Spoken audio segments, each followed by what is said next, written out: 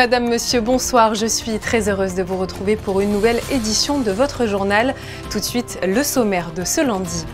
C'est bientôt la reprise du championnat de Fédéral 2 pour l'AS Monaco Rugby. Les joueurs sont en pleine préparation et elle est intensive car les aspirations ont encore monté d'un cran cette année. Nous ferons le point avec le président du club, Thomas Riquet. Arpenter la principauté sans trop d'efforts, c'est bel et bien possible grâce au bus du Monaco Grand Tour. Alors que les touristes en raffolent, l'une de nos équipes l'a testé pour vous. Si vous en avez assez d'arriver sur une plage et de vous rendre compte qu'elle est finalement remplie de méduses, nous avons la solution. Elle s'appelle Méduséo et ce site internet vous renseigne en temps réel sur la présence ou non de ces animaux marins. Mais alors comment cela fonctionne? Plus d'explications avec Jérémy Deverdun, son créateur, dans quelques instants. La journée mondiale du chien est célébrée de partout ce 26 août. Elle sert à rendre hommage à cet animal et insiste sur le lien qui l'unit à l'homme depuis des millénaires. Découverte dans ce journal de deux métiers atypiques au plus proche de nos amis à quatre pattes. Et puis nous terminerons cette édition avec la visite du nouveau ministre de l'Intérieur chez les sapeurs-pompiers de Monaco. C'est le Focus Info du soir. Le rugby à 7 connaît un succès grandissant. Son aura est énorme grâce notamment au JO de Paris et à la médaille d'or de l'équipe de France. Et plus récemment, on en parle avec le tournoi de l'Inextenso Super Sevens. À La Rochelle pour la deuxième étape, les Monégasques ont réussi un superbe tournoi. Légèrement entaché, c'est vrai, par leur défaite en finale contre Bordeaux-Bègles, mais qui sera sans incidence puisqu'ils valident tout de même leur ticket pour la grande finale en attendant la troisième et dernière étape à Pau. Mais alors que le rugby à 7 ne cesse de faire parler de lui, la nouvelle saison de rugby à 15 va quant à elle débuter. Et l'AS Monaco Rugby a de grandes ambitions pour cette aventure. Pour nous les dévoiler, nous parler aussi du recrutement opéré. Nous recevons dans ce journal le président du club, Thomas Riquet. Bonsoir. Bonsoir. Comment s'est déroulée la reprise pour vos joueurs, eux qui ont, je crois, fait un stage de préparation du côté de l'Italie? Tout à fait, on a repris avec beaucoup d'enthousiasme après une fin de saison dernière qui était très encourageante, d'accord, et qui était effectivement très audacieuse pour le club et qui nous permettait de bien travailler à l'intersaison. On avait quelques petits détails à régler, quelques recrutements à faire bien ciblés et surtout on avait envie de remettre le bleu de chauffe en traversant la frontière et à continuer un petit peu sur cette aventure humaine qui nous tient à cœur. Et ce stage en Italie était une bonne opportunité de rassembler tout le monde. On va parler de vos ambitions et du recrutement dans quelques instants, mais tout de même un mot sur la saison qui va démarrer. C'est vrai que les entraînements s'enchaînent sous le soleil pour préparer au mieux votre rentrée dans la compétition. Ça sera où et contre qui? Alors ça va commencer sur un match à l'extérieur chez nos amis de Saint-Raphaël. Donc on commence par un derby immédiatement, donc on n'aura pas trop le temps de réfléchir. Un ou deux matchs amicaux en amont, et puis on va rentrer direct dans le vif du sujet avec une modification cette année, puisque l'année dernière on jouait au-dessus vers le Lyonnais et au-dessus, et cette année on rejoint la poule un peu Occitanie, donc on va rejoindre nos amis méditerranéens, de Millau en passant par Palavas. Voilà, c'est des clubs qui connaissent bien le rugby, un rugby qu'on connaît bien, qui sera fait d'engagement et de rigueur. Une nouvelle saison, vous l'avez dit, qui s'annonce d'ores et déjà pleine d'ambition. Vous aviez terminé la saison dernière en échouant de peu à l'accession Fédérale 1. Quels ingrédients supplémentaires allez-vous mettre cette année pour aller décrocher le titre et la montée? Oui, l'année dernière, cruellement, ça s'était fini sur un poteau. Effectivement, ça nous a empêché d'accéder au niveau de Fédéral 1. Je le rappelle, qui n'était pas l'ambition initiale le de la top saison. 6, je crois, oui. Voilà, c'était les phases finales. Effectivement, on est allé un peu au-delà de nos ambitions. Et du coup, effectivement, on est arrivé avec un squad extrêmement, pas fatigué, mais vraiment, on est allé tirer au plus loin de ce qu'on pouvait de cet effectif pour aller jouer cet access match. Ça n'a pas tourné en notre faveur, mais est-ce que finalement, c'était pas une destinée qui était programmée, du fait qu'on n'était pas complètement prêt. On connaît aussi la dynamique du rugby à Monaco. On a beaucoup grandi très vite. Il y a aussi tout le reste du club qui doit grandir en même temps. Donc voilà, laisser la place aussi à la formation, à des jeunes qui puissent éclore sur notre équipe première. Donc voilà, en tout cas, ça a nourri des ambitions pour cette saison, puisqu'aujourd'hui, l'objectif est clairement affiché. Ça serait dommage de viser un peu moins que ce qu'on a failli faire l'année dernière. Donc évidemment, naturellement, ça va se faire comme ça. Voilà, mais bon, et on veut se nourrir sur cette formation, faire un petit recrutement ciblé. Effectivement, ce qui a été fait à l'intersaison est de qualité. Donc c'est jamais parfait, mais ça le sera jamais. Donc on essaye maintenant de garder nos objectifs d'aventure humaine et d'avancer avec un groupe qui aura du caractère. Justement, détaillez-nous un petit peu les profils de ces nouveaux joueurs qui vous ont rejoint et qui vont participer à ce beau projet. Récemment, un pilier géorgien avec une très solide expérience est arrivé. Oui, on avait besoin sur le 5 de devant notamment d'avoir un peu plus de quantité et de qualité sur le groupe. Donc on avait besoin de quelques repères supplémentaires, de gens d'expérience. On a un groupe qui est relativement jeune. Il y a des grands joueurs du club qui nous ont pas quittés, mais qui étaient en fin de carrière tout simplement. Et il y a un turnover normal qui se fait. Et on aimerait avoir ces piliers formés à l'AS Monaco Rugby, mais il y a quelques profils de poste malheureusement qu'on n'a pas encore chez nous avec suffisamment de qualité, ou en tout cas qu'on va laisser mûrir. Donc on était allé chercher effectivement des garçons de qualité. On a un entraîneur qui est géorgien aussi, donc ça a aidé à cette connexion-là. Mais voilà, il n'y a pas que lui, il y a aussi beaucoup de monde qui est arrivé en troisième ligne et dans l'axe du jeu sur les postes clés. Donc on espère que ça va prendre. En tout cas, c'est des garçons d'une grande qualité. Pour les avoir croisés en Italie, humainement, c'est des bons mecs. Donc je ne doute pas qu'ils vont se fondre avec le reste du collectif. Comment vous avez construit finalement tout ce projet de recrutement à l'intersaison? Je suppose que ça a été beaucoup de discussions avec l'entraîneur et puis avec tous vos collaborateurs. Oui, il y a eu énormément de discussions. Il y a aussi discussions en rapport avec le double projet, avec le 7 aussi et le 15. Donc, on a des profils un petit peu polyvalents. On a des joueurs. C'est pas la course à l'armement. Chez nous, on essaye d'être très raisonnable par rapport aux moyens qui sont mis à disposition aujourd'hui de l'AS Monaco Rugby. On sait que c'est pas une terre de rugby, donc les passages entre guillemets de division sont aussi difficiles à appréhender. Donc, on essaye d'être prudent dans ce qu'on propose à nos joueurs. On reste sur un modèle plus réactif, donc c'est important pour nous d'avoir des joueurs qui travaillent à côté. Et voilà, Monaco est attractif, le club de rugby est attractif, il est sain, donc on attire des joueurs de qualité humaine aussi et sportivement. Voilà, il y a un gros travail de Sylvain Masson, de David Bolgashvili, de tout le reste du staff pour aller chercher les quelques éléments qui nous manquaient. On pense aux écoles de rugby, aux petits cadets. C'est vrai, la reprise arrive à grands pas pour l'école, mais également pour les sports collectifs. Si des enfants nous écoutent et qui veulent s'inscrire, comment concrètement ça se passe? Alors, c'est tous les mercredis et tous les samedis. Ça reprend le 4 septembre. La rentrée des éducateurs et du staff de direction, c'est le 31 août. Mais voilà, il y a quelques possibilités de faire des essais avant de signer une licence. On va essayer de surfer aussi sur la bonne dynamique des Jeux Olympiques et du rugby à 7, puisque finalement, il n'y a qu'un seul et même rugby dans la formation. Donc, que ça soit à 15 à 7, tous les jeunes se régalent. On a déjà 400 licenciés, mais on a pas mal de jeunes qui arrivent tous les ans avec énormément de plaisir. On a une belle enceinte avec ce terrain Prince-Héréditaire Jacques qui permet de faire maintenant des entraînements de qualité dans un terrain qui permet la pratique du rugby. Donc, c'était très important pour nous d'avoir une maison. Et donc, on a de quoi accueillir ces enfants avec de la qualité aussi en termes d'encadrement. Donc, voilà.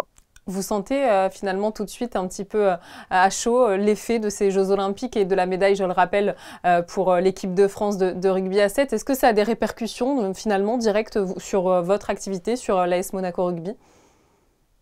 Oui, on sent un grand engouement, encore plus dans des régions où c'est pas des terres de rugby à la base. Voilà, effectivement, les Jeux Olympiques, c'est encore une autre fenêtre médiatique qui permet de toucher les gens. Et effectivement, c'est pas la starification d'Antoine Dupont, mais effectivement, les résultats de l'équipe A7 aux Jeux Olympiques sont arrivés assez tôt. Donc, ça a lancé vraiment l'Olympiade et ça a mis tout le monde un peu dans cette magie que seuls les Jeux Olympiques peuvent provoquer.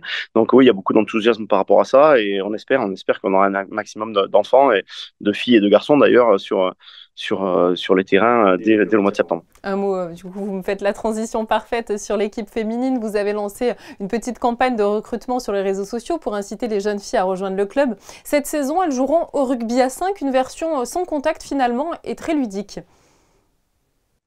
Oui, tout à fait. On est reparti sur un format simple parce qu'on savait que le rugby féminin à Monaco, c'était un grand défi. Fabien Camin avait lancé ça il y a quelques années. On était parti de suite tête bêchée entre guillemets dans une logique de rugby total.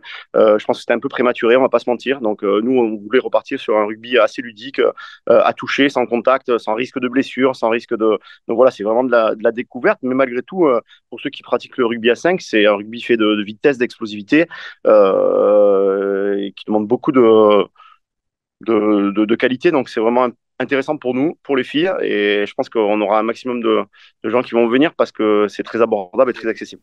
Et beaucoup de plaisir surtout. Merci infiniment à vous, Thomas Riquet, d'avoir été présent sur notre antenne et nous souhaitons évidemment une très belle reprise pour l'AS Monaco Rugby. Je vous remercie, à bientôt. Merci de m'avoir reçu. Au revoir. Il était parti vendredi matin du port de Calvi en Corse avec pour objectif de rallier Monaco à la nage.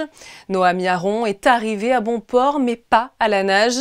Les conditions sur la Méditerranée l'ont obligé à interrompre sa traversée.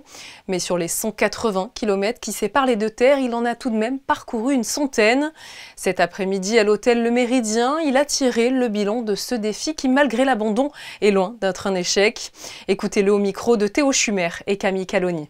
À peu près 100 km en 48 heures, sans dormir, on continue de Calvi. C'est à peu près la moitié du parcours, un peu plus quand même, qu'il fallait pour arriver ici sur la plage de l'hôtel Le Méridien Beach Plaza. C'est pas évident, hein. J'avoue d'avoir dû interrompre ce défi qui était vraiment pour des causes liées à la météo qu'on avait vraiment bien anticipé mais qui a changé et qui font partie voilà, des impondérables finalement de défis comme celui-ci. Donc l'équipe et moi on est très fiers d'avoir pu parcourir ces 100 km qui sont quand même pas rien et de pouvoir aujourd'hui voilà, profiter de ça et d'être reboosté, d'avoir toutes les informations et les paramètres qu'il nous faudra améliorer pour retenter ce défi l'année prochaine et de battre ce record du monde et d'arriver ici à Monaco avec voilà, beaucoup j'espère de soutien et de réussir à porter encore une fois ces valeurs environnementales autour de la préservation des eaux et la protection de la biodiversité. Noam Aron et son équipe envisagent de retenter l'expérience en juin prochain. L'AS Monaco FC fête cette année ses 100 ans d'existence. L'occasion pour le club de retracer son incroyable histoire dans un livre officiel. Nous avions d'ailleurs reçu son auteur, l'historien Norbert Siry, la semaine dernière dans ce journal, alors qu'il était en séance de dédicace. Dans cet ouvrage, les passionnés retrouveront les personnalités emblématiques, les entraîneurs et les joueurs qui ont construit le destin hors du commun de l'AS Monaco, mais aussi des préfaces écrites par le prince Albert II et par le président Dimitri Ribolovlev. Si vous désirez vous le procurer, rendez-vous sur le site internet de l'AS Monaco FC ou dans la boutique officielle du club. C'est l'une des attractions préférées des touristes. Je vous parle là du tourbus. À Monaco durant l'été, il ne désemplit pas. Avec ses 12 arrêts et son audio-guide, il promet une visite de toute la principauté en 1 heure et sans s'essouffler. Émilie Flamin et Camille Caloni ont embarqué à l'intérieur de ce gros véhicule rouge. Arrêt numéro 5, Casino de Monte-Carlo, Café de Paris. Depuis 14 ans, il parcourt la Principauté, le célèbre bus rouge de Monaco. 12 arrêts emblématiques, de la mythique place du Casino, en passant par le port ou encore le Rocher, une visite de la ville qui ravit Bernard et Véronique en vacances sur la Côte d'Azur. Ça nous plaît de découvrir d'une autre façon les villes que l'on visite. Et effectivement, c'est un très beau moyen. Et en plus, avec le temps, ça s'y prête très bien. Ouais, ça nous donne une vue d'ensemble et après ça nous permet peut-être de revenir sur un endroit qu'on a vu vite fait, de pouvoir descendre et visiter l'endroit. Pour découvrir Monaco d'une autre façon, ça permet de voir plusieurs sites, effectivement la liberté également de pouvoir s'arrêter, repartir, remonter dans le bus, donc tout à fait sympa. Et la particularité de ce tourbus, c'est celle-là, pouvoir descendre librement pour visiter l'endroit. On prend un exemple, si le client prend son ticket, il monte au bateau-bus, il fait le tour, l'Arvoto, il va en direction du Casino Monte-Carlo, il descend, il a le temps de visiter les jardins des Boulingrins, visiter la place du Casino avec toute son histoire et de reprendre un bus juste après parce qu'il y en a un toutes les 15 minutes. On ne se prend pas la tête, on arrive à Monaco, on pose sa voiture et on profite. Même si la saison touristique bat son plein l'été, le bus rouge de Monaco propose ses visites toute l'année. Et puisque les vacances continuent, nous allons vous parler ce soir du cauchemar de tous les touristes. Les méduses viennent souvent assombrir de belles journées à la plage. Ces petits animaux marins très anciens arrivent chaque année en nombre sur les côtes méditerranéennes, poussés par les vents du sud-est. Pour les éviter, notre invité Jérémy de Verdun a créé le site Méduséo. Il permet de les localiser et ainsi éviter leurs piqûres. Bonsoir. Bonsoir. Quel outil utilisez-vous justement pour repérer les méduses? Alors, pour repérer les méduses, en fait, on fonctionne sur 2 types de sources. La première, c'est le signalement des utilisateurs. Donc, directement depuis le site internet, les utilisateurs vont pouvoir rapporter la présence de méduses ou l'absence de méduses sur les plages. Et une seconde source, ça c'est un petit peu le modèle historique, on va dire, de Méduséo, c'est d'aller utiliser les informations qu'on va pouvoir récupérer directement depuis les réseaux sociaux ou les recherches Internet, à savoir les hashtags méduses, hashtags plage. Donc, ça, c'est des informations qui sont géolocalisées, pour lesquelles on va avoir une information sur les dernières 24 heures de la présence ou non de méduses sur les côtes, et ce tout au long de l'année. Concrètement, comment cela fonctionne si je suis en vacances et que je veux savoir précisément si la zone de baignade où je me trouve est potentiellement dangereuse? Alors pour ça, il suffit de se connecter directement sur meduseo.com ou sur l'application Android ou iOS, et ensuite soit d'explorer la carte directement, la carte de France, pour essayer de repérer les zones avec ou sans méduses, soit directement rentrer le nom de la localité et vous accéderez à une page avec la liste des plages et éventuellement la présence ou non de méduses sur les plages, avec des drapeaux selon un code couleur de vert, pas de méduses, jusqu'à rouge sur la présence de bandes de méduses. Quelle est la plage du sud de la France qui est le plus envahie par ces animaux marins? Alors c'est toujours compliqué de répondre à cette question puisque ça dépend énormément des années et des conditions météorologiques. Par exemple, l'année dernière, qui était une année vraiment avec beaucoup de méduses, les principales plages qui étaient touchées, les principales villes qui étaient touchées, c'était les villes de Corse, donc Bonifacio, Ajaccio et sur la Côte d'Azur, plutôt Saint-Raphaël. Cette année, qui est un peu plus calme, on va dire, en termes de méduses, si on regarde sur toute la France, c'est Calais qui a sur 3 mois, qui a le plus grand nombre de jours de méduses en France. Et sur le sud de la France, on va retrouver encore une fois des plages de Corse, avec des villes comme Century, certaines qui ont reçu quelques jours de méduses. Et plus près de la Côte d'Azur, Saint-Tropez, surtout en début de saison, a vu apparaître un certain nombre de méduses sur les côtes. Et du côté de Monaco, parce que forcément ici, ça nous intéresse. Il y en a eu aussi quelques-unes, mais ça reste assez calme, puisque si je compte sur les 3 mois, les 3 derniers mois, c'est 8 à 9 jours vraiment de présence de méduses qui empêchent la baignade qui ont été observées. Tout le monde, c'est vrai, constate une importante prolifération des méduses et certains scientifiques parlent de gélification des océans. Comment expliquer finalement cette surpopulation ces dernières années? Alors déjà, ce qu'il faut savoir, c'est que on observe des échouages de méduses et pas directement la population de méduses. Donc c'est un peu une vue indirecte qu'on a. Mais c'est vrai que depuis ces dernières années, surtout les 2 dernières années, on a repéré énormément de méduses, en tout cas sur les côtes. Alors ça s'explique par différents facteurs. D'abord la surpêche. Si on a une baisse des prédateurs, type les thons, les espadons ou les tortues, forcément ça va favoriser les méduses. Et aussi des poissons rivaux, type les sardines et les harengs, qui ont au final le même type de nourriture. Forcément, si vous limitez ces poissons-là, vous allez favoriser les méduses qui ont plus accès à la nourriture. Il y a aussi un facteur de pollution, puisque la pollution va favoriser globalement la reproduction du plancton végétal qui sert de nourriture aux méduses. Et on parle énormément aussi de la température de l'eau. C'est un facteur un peu indirect aussi, puisque des températures de l'eau élevées favorisent la croissance des méduses, et donc elles vont arriver plus rapidement à maturité sexuelle et avoir des cycles de reproduction un peu plus rapides. Mais globalement, ça reste des cycles qui s'échelonnent sur une dizaine d'années, donc il faut vraiment voir ça à une échelle un peu plus large pour dire si oui ou non il y a une augmentation de la présence de méduses sur les côtes françaises. On pourra faire le bilan dans quelques temps, selon vous? En tout cas, si on arrive à accumuler au moins une dizaine d'années de données aussi précises qu'on peut l'avoir maintenant grâce à Meduseo, je pense qu'on pourra le faire. Votre site internet Meduseo fait aussi un travail de sensibilisation et d'information sur les méduses. Vous avez notamment répertorié les différentes espèces. Oui, vous l'avez dit, c'est l'un des buts de Meduseo, c'est justement d'informer les baigneurs sur les différentes espèces qu'ils peuvent rencontrer, leur biologie, éventuellement comment elles évoluent, et surtout si elles sont urticantes ou pas, parce que c'est ce qui va intéresser aussi le baigneur forcément sur les plages. Alors sur les côtes méditerranéennes, on retrouve à peu près toujours les mêmes types de méduses, c'est-à-dire la méduse pélagique, les petites violettes qu'on a l'habitude de voir, les méduses aurélie, les méduses communes qu'on retrouve également, qui sont souvent dans les aquariums, et les méduses plus grosses, les rhizostomes, qu'on retrouve plutôt sur la côte de l'Hérault, qui sont inoffensives mais très impressionnantes en eau.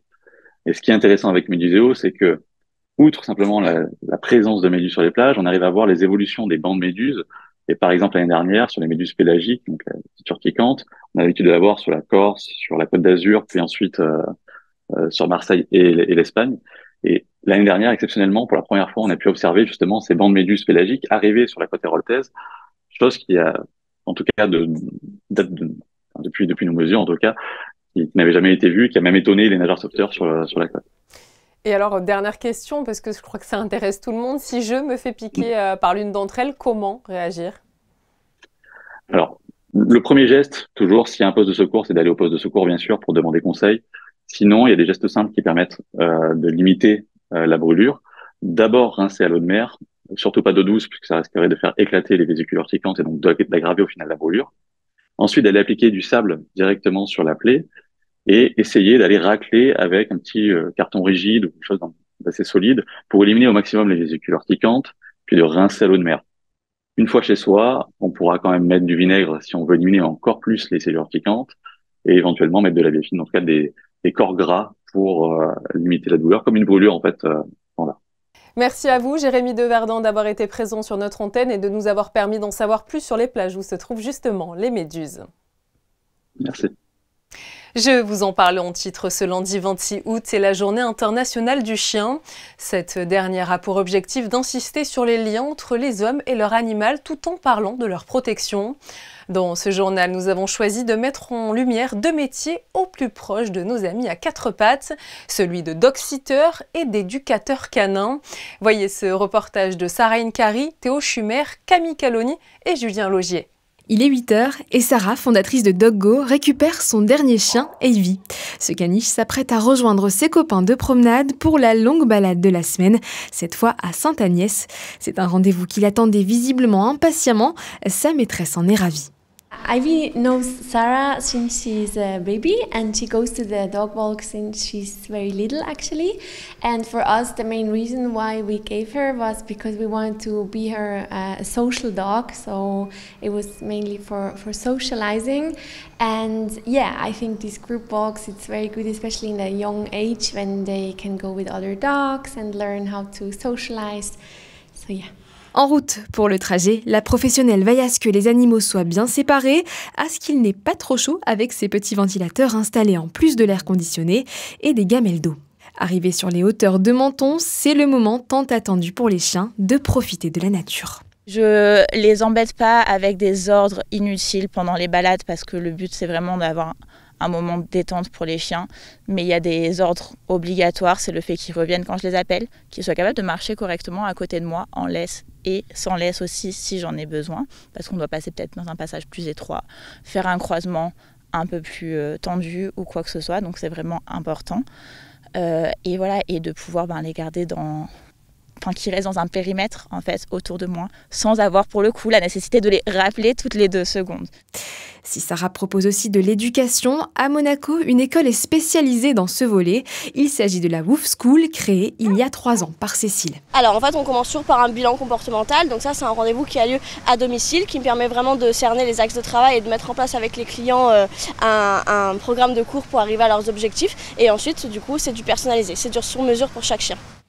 La fondatrice a donné rendez-vous ce matin-là à Lou, une jeune croisée border collie que sa maîtresse Lexane a adoptée dans un refuge. Je voulais pas qu'elle soit craintive des autres chiens et je voulais pas qu'elle soit craintive aussi des humains, même s'il y a encore beaucoup de travail au niveau humain, sur le relationnel, tout ça, parce qu'elle est très émotive. Donc il y a encore du travail, mais c'était important pour moi qu'elle soit complètement éduquée. Lou est sur la bonne voie, tandis que Nirvana, Lady Di, Charles, Pablo et Evie rentrent de leur balade, des toutous heureux pour des maîtres heureux. Mais d'ailleurs, quel est le chien qui séduit le plus les propriétaires? Il existe en effet pas moins de 450 races différentes. Nous sommes allés dans les rues de la Principauté vous demander les qualités qui vous font justement craquer. Alors là, je vois que vous en avez 2. De quelle race sont-ils? Ce sont des Golden Retriever toutes les deux. Depuis combien de temps vous avez ces chiens? Alors depuis 10 ans pour la grande et depuis 4 mois, la petite a 4 mois, donc je l'ai depuis 1 mois. Ce sont des chiens qui sont très amicaux, qui sont très faciles à vivre et qui nous apportent que du bonheur. Ils sont très gentils avec les enfants, avec les personnes âgées. Je suis directrice d'une maison de retraite et donc leur travail c'est de venir donner un peu de bonheur et de réconfort aux personnes âgées. Oh, j'aime bien les coquers. Et pourquoi en particulier ceux-là? Ouais, je sais pas, ils sont rigolos. Ils sont un peu têtures, ils en font qu'à leur tête en plus de ça, mais ils sont très affectueux. Alors oui, on a une chienne, c'est un Jack Russell Terrier qui a 14 ans et demi et qui est en très bonne santé. Et pourquoi avoir choisi un Jack Russell? Parce que c'est très agréable comme chien. Toujours énergique, toujours toujours jamais, il s'épuise jamais. Moi qui suis quelqu'un de très, comment on dit, très sportif, tout ça, j'aime bien tout le temps sortir avec lui, donc c'est les Jack, honnêtement c'est les Jack. J'aime les bichons, j'ai un bichon bolonais à la maison.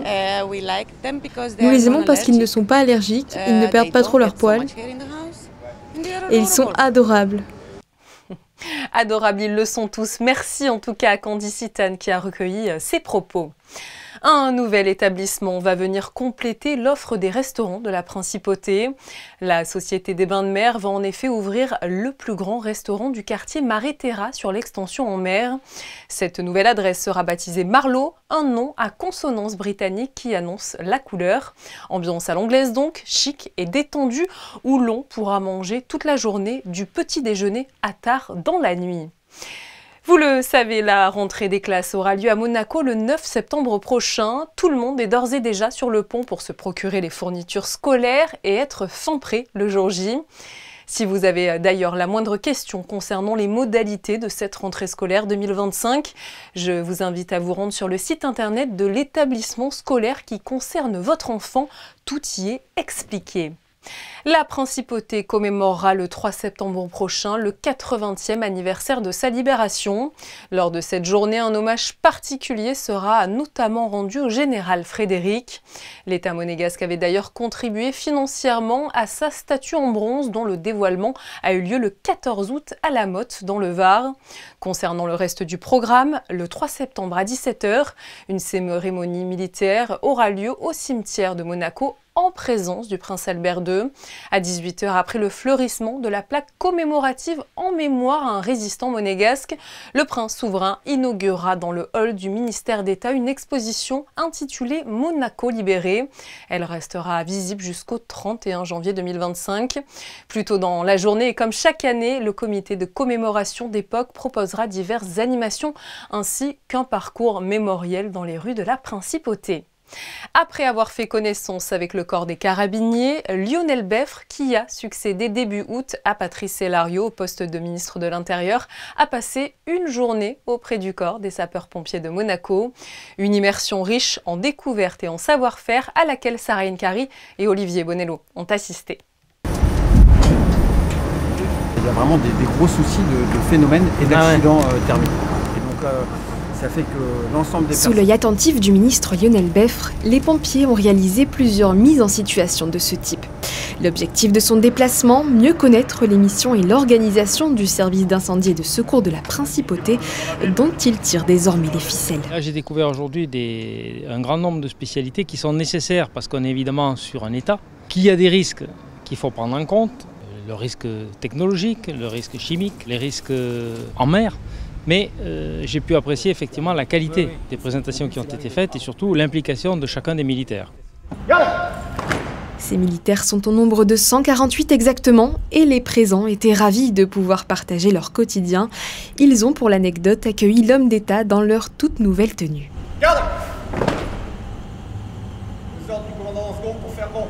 Notre ministre nous a fait l'honneur de nous accorder beaucoup de temps puisqu'il nous a accordé une journée complète. Donc ça nous a permis de lui présenter les 2 centres de secours, notre centre de formation qui est basé donc sur le site de la Brasca et d'aller sur le site du Fort Masséna pour lui montrer le maximum de choses qu'on est en capacité de faire, y compris avec la présentation des matériels au niveau du centre de secours de la Condamine et du centre de secours de Fontvieille pour la partie des spécialités. Et on a également présenté le centre opérationnel qui est le centre de traitement des appels d'urgence. Lorsque vous composez le 18 ou le 112, c'est dans cette salle que les sapeurs-pompiers vous répondent. Les pompiers, j'écoute. Ils traitent chaque année plus de 40 000 appels et interviennent en moyenne en l'espace de 7 minutes après avoir décroché. Une efficacité remarquable. J'ai été impressionné par la qualité des matériels, que ce soit évidemment les véhicules, que ce soit la qualité du bateau, que ce soit aussi la qualité de tous les matériels qui sont nécessaires, les drones par exemple. La caméra, baisser, lever, avancer, le drone, et reculer. Donc on voit bien que c'est un corps de sapeurs-pompiers qui non seulement a des personnes de grande qualité, mais aussi qui aujourd'hui est à la pointe de la technologie dans un grand nombre de domaines. Ce bateau, par exemple, est doté des dernières avancées. Lance perforatrice, lance à canon et appareil respiratoire. Il s'agit d'un véritable engin incendie flottant permettant aux plongeurs et sauveteurs côtiers d'intervenir en cas de noyade ou de feu de bateau. Quant à ce camion, il est capable de s'immiscer sur les voies ferrées et dans les tunnels en cas d'incendie dans la gare. Aujourd'hui, la volonté, c'est qu'on puisse être sur tous les lieux très rapidement, avec un haut degré de technicité. Et le défi, c'est de maintenir cela alors que l'activité augmente et que les exigences aussi de la population sont toujours fortes. Lentement. Allez, bientôt passage dans le vide. Descendez. Allez, descendez. Pour le corps des sapeurs-pompiers, cette visite était l'occasion d'aborder les défis d'aujourd'hui et de demain et d'évoquer notamment un projet dans les cartons depuis plusieurs années, celui d'une 3e caserne à l'est de la Principauté. Il faut à la fois un plan d'évolution en termes humains, il faut aussi évidemment réfléchir aux implantations immobilières, mais c'est engagé. Alors évidemment, ça ne peut pas se faire en un jour compte tenu de toutes les contraintes qui existent, mais évidemment, on est sur la bonne voie. Bonne nouvelle donc, au vu du nombre d'interventions grandissant, rien que l'année dernière, plus de 9000 sorties ont été réalisées. Et pour découvrir plus précisément le métier de pompier en période de Grand Prix, ne manquez pas la suite de ce journal, l'épisode 1 de notre série de magazines dédiés aux soldats du feu. Passons à vos prévisions météo à présent avec Sarah Inkari. Bonsoir à vous. Alors quelle est la tendance prévue pour ce mardi 27 août ? Bonsoir Julia, bonsoir à tous. Il fera globalement très beau ce mardi avec tout de même quelques passages nuageux à prévoir, rien de bien méchant. Quant aux températures, elles resteront élevées avec un pic à 24 degrés le matin et 30 l'après-midi. Au soleil, le ressenti pourra atteindre les 38 degrés, soyez vigilants. Enfin, un mot pour vous dire que demain, nous fêterons la Sainte Monique. Il est l'heure pour moi de refermer ce journal et comme le veut la tradition, nous allons vous quitter avec les clichés de nos photographes. Stéphane Dana n'a aujourd'hui pas résisté à l'envie d'aller shooter les plus belles frimousses des chiens de la Principauté et cela donne forcément une série très craquante. Belle soirée à vous sur Monaco Info et à demain.